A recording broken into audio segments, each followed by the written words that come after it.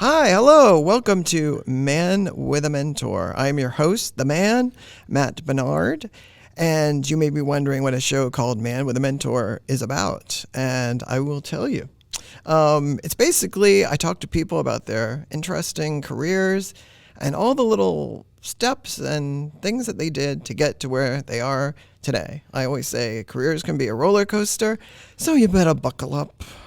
And today, my guest is the amazing Noah Gruenberg, who is an electric violinist and composer and has so much education and experience in this. You've been to Ohio University and you're at the University of Illinois, Yes. right? Okay, but we're going to start going back to when you were just a little long-haired nugget. And I'm just wondering, what was that first musical thing where you said, I'm in love with music? Like, how did it happen? It could be that I was always destined to love music. I'm told that my grandfather heard me before even my first word humming along to Gershwin's American in Paris. Ba-dum-bum-bum, ba-dum-bum-bum. I only learned that recently, after I wrote a paper on Gershwin. Oh, right. Oh, see, it all comes around. It all comes around. Yeah. Well, actually, what is going to come around next is you're going to play something for us right now. Are you ready? I'm ready. All right. Hit it.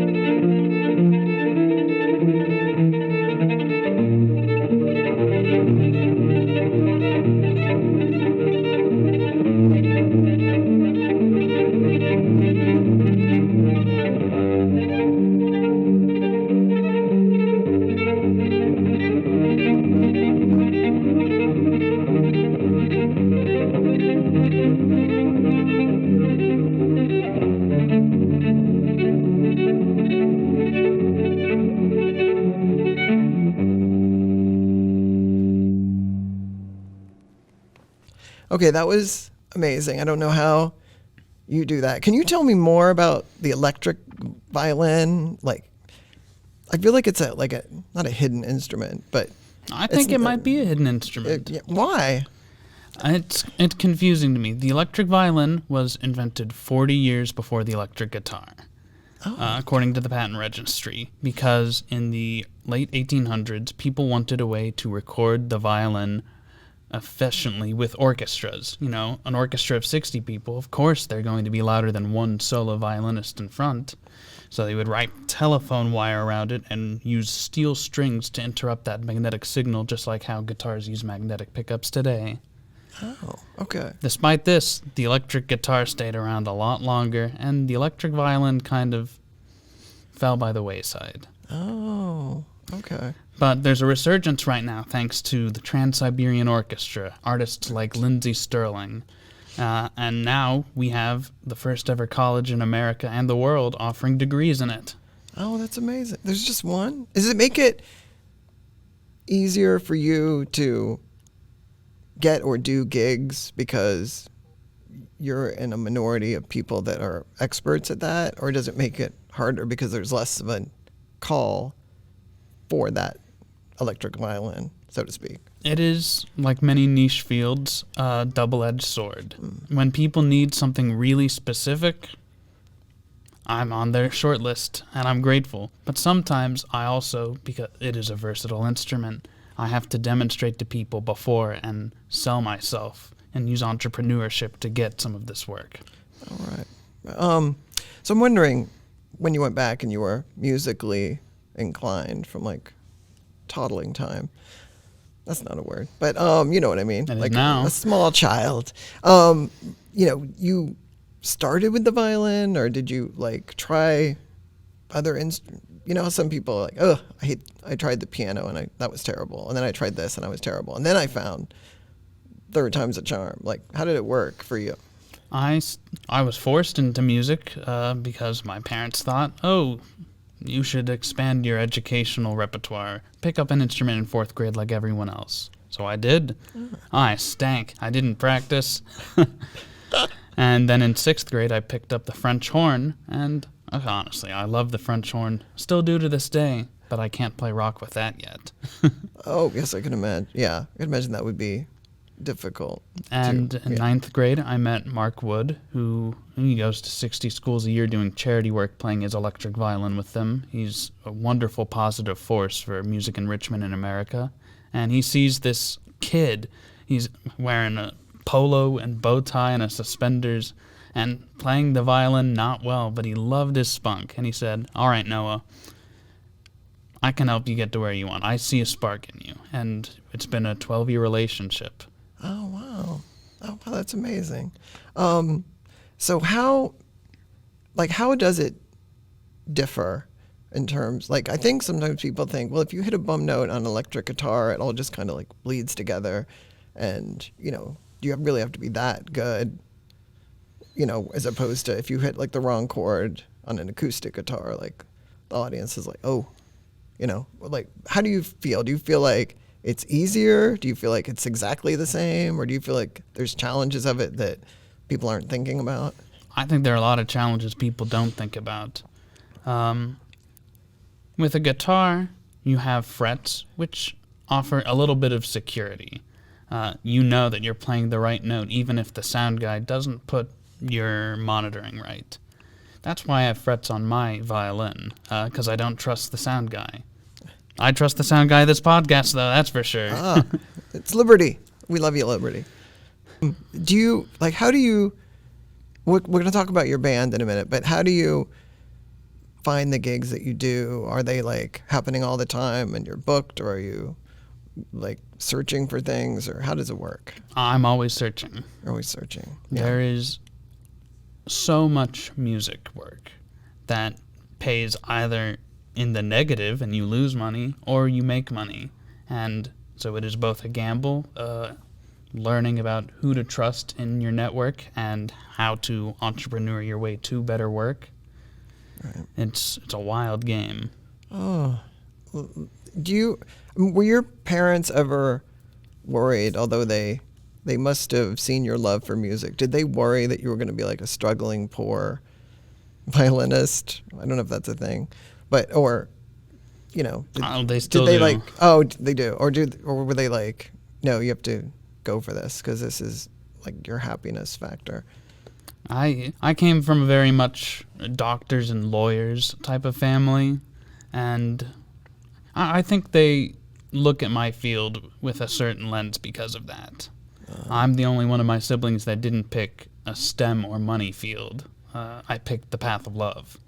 All right. Music is giving me love back, and I'm grateful, but it takes a lot of work just to be able to proudly say I can make my living doing music. Right. It means a lot.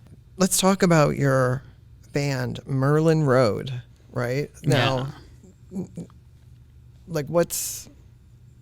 describe your sound, describe the whole experience of how you came together, and or how you keep it going and everything. So we met at Mark Wood's yearly festival for electric violins, and it's hosted on a road called Mur-Len Road. Oh, there we go. Works out. And we wanted to provide electric violinists with a means to listen to really emotive, heavy at times, experimental, very lyrical music that did not even use guitars and bass. All electric violin-driven music, with synthesizers and a drummer, of course. It is really important to us that we write music we love, of course, but also we demonstrate that you could really do anything with this instrument. Because you're also the lead singer, right? So I was going to say, because, when we just saw you play, I was thinking, how can he sing if has a violin, kind of crooked under his chin? But it's not. So that's probably why there aren't a lot of famous, violin-playing singers of acoustic violins, right? So, right. That is a bonus of an electric violin, I would The think. worst part about the violin is holding the violin, and I think Mark Wood's Viper that I play over there is an elegant solution to holding the violin.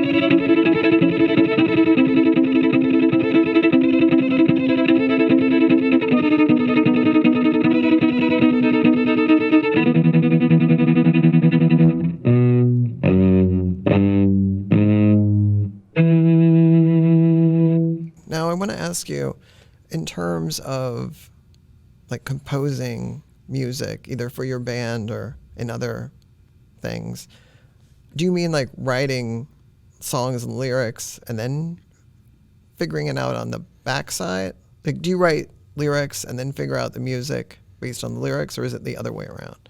Honestly, I flip a coin sometimes. Whichever one I have a better time producing first, I let that lead it.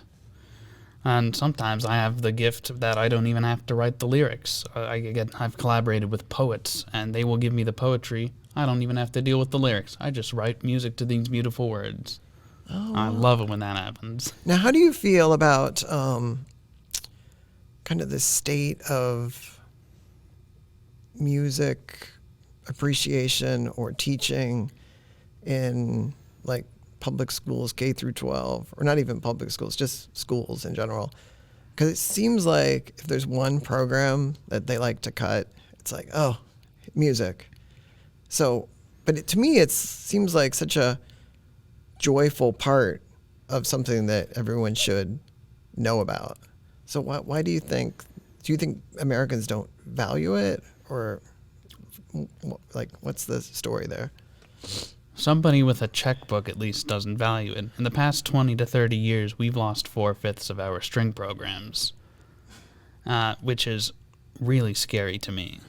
Wow, that was awesome, Noah. I want to ask you about teaching music. You teach at the University of Illinois, but you also private teach. And like, what are the differences? Like, is it different teaching an 8-year-old as opposed to a 28-year-old, or? I generally do not teach people that young. I leave that to the trained professionals that were trained in dealing with younger people. Right. I excel with older students and adults who can have some of these intellectual dialogues with me.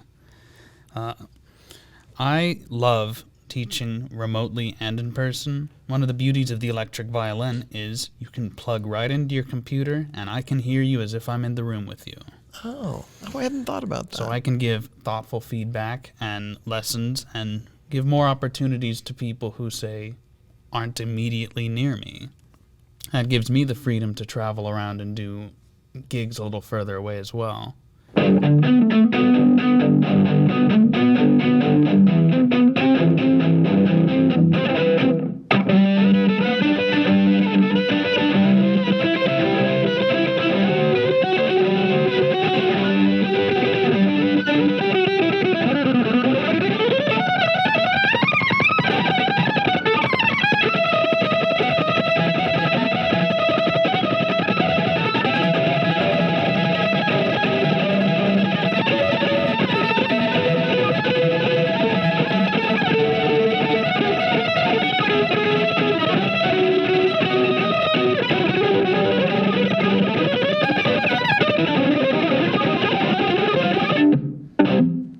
Now, will you take like any kind of gig that comes your way? If somebody just needs a regular violin guy in an orchestra for a performance of a musical or something or this or that, will you say, I'm there? Or are there things that you'd rather do? Or do you kind of ask like I can't imagine there's like an hourly rate, or what, are you upfront about like, this is what I must have for my requirements to come or to commit to this or that? It depends on the gig. Generally, if it's like a nice person, I will always try to help them musically, because that's what music deserves. But I also need to eat. And depending on the gig, I can argue for an easier rate that allows me to eat. In terms of teaching, all this graduate school makes for a pretty convincing argument that I'm worth more than minimum wage. One other thing about, because this sounded like such a cool idea to me, your company, Nova Violins, like tell people what that is and what you do with that. So the true genius behind Nova is my bandmate in Mur-Len Road. His name's Brandon Jenkins. He is just so smart in terms of physics and material sciences, and he shares my fear too with music in America. So he said, starter violins are $900. That's too much. When people start a piano, they get an electric keyboard, so they should get a less expensive electric violin that they can still sound good on, which is why we, using CNC machines and 3D printing, produce affordable electric violins at the low-income level, and using handmade tools at the higher-end level, we can make really nice instruments for even the best professional. Oh, wow. And we believe in full modularity, so you can take apart the bodies and change the wiring with a snapping system and magnets. So the wing on one might be great for jazz, a little warm tone with a slight buzz. You just take that off, you put on another one. Now you've got a reverb and chorus, you can play synth music. Take that off, put on a distortion wing. It's like you have wings that do the job of guitar pedals and effects before you're even going through your guitar pedals and effects. Oh, wow. And there's something convenient about having an instrument with all the effects you need and everything done, so you don't have to travel with as much equipment. TSA loves messing with us violinists. Oh, no.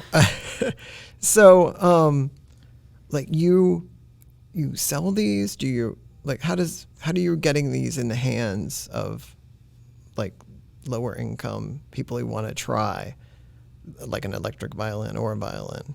The company is in its infancy, so we are still getting it out there for people to buy. It is available right now, and we're hoping as 2024 is going to be a good year for us. Now that I've got my Nova built, I can start promoting it.